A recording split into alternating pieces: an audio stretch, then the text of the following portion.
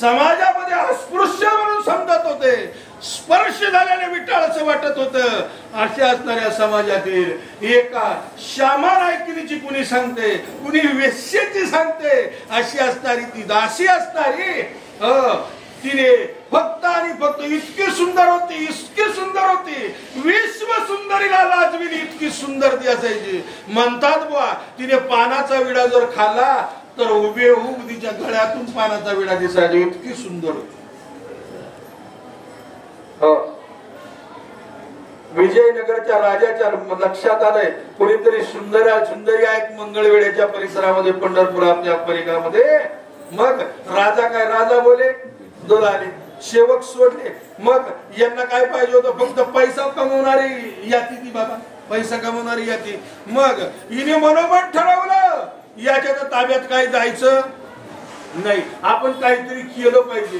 पंढरीच्या परमात्म्याच्या दर्शनाला आपण काहीतरी गेलं पाहिजे. मन तिथं लागलं होतं देवाजवळ, पण तिथं जाऊ देत नव्हते.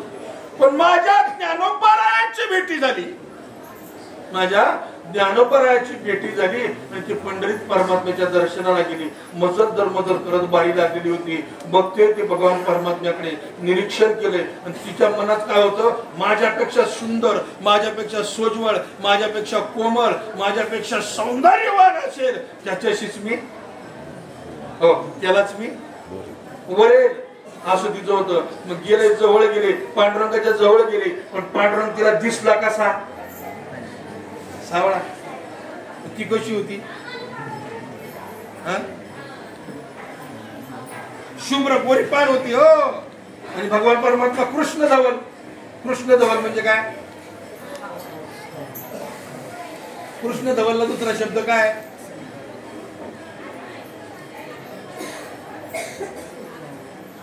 रावसाहेबांना कृष्ण धवलला दुसरा शब्द काय, ब्लॅक अँड व्हाईट.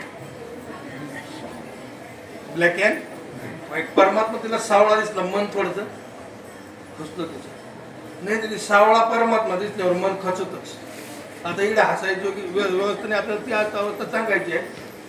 मन तिथं थोडी मागे थांबली. बाकीचे वारकरी चला ताई पुढे, वाहना पुढे, दर्शन घ्या ना. ज्यांच्या बरोबर आले ते सांगायचे, अगं घे दर्शन, तू काय वेळेवाणी करते, त्याच्या पाया पड. नाही, पाया पडणार नाही, कारण तू माझ्यापेक्षा.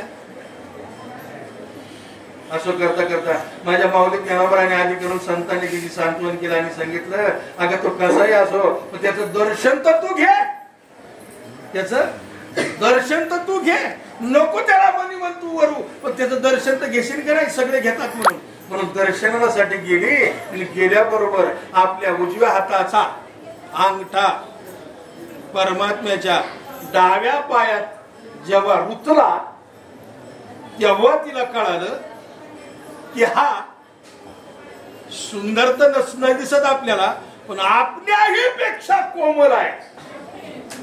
भगवान परमात्मा आपल्याही पेक्षा कोमल आहेत, मृदू आहेत, आपल्याही पेक्षा सुंदर आहेत, सात्विक आहेत, शुद्ध आहेत. नवे नाही घडविला, नाही बैसविला असं असताना तो भगवान परमात्मा आहेत ना. त्याने तिने जसं डोकं ठेवलं ना परत माघारी येत नाही. कोणती, तिचं दर्शन आपण जाता जाता घेतोय, दर्शनाला जाताना कोणती, धन्य कानो पात्राची झाली भाग्याची. कशामुळे, फक्त ज्ञानोबरायांची भेटी झाली, ज्ञानोबरायांच्या शब्दावर विश्वास ठेवला आणि परमात्म्याच्या चरणावर मन लावलं तर निश्चितच कानोपात्रा सुद्धा आज तागायत जिवंत आहे त्या वृक्षाच्या रूपाने. ये तू मन ये मिची करी, माझी भजनी प्रेम धरी, मग सर्वत्र नमस्कारी मज एका ते. अजून एक उदाहरण सांग.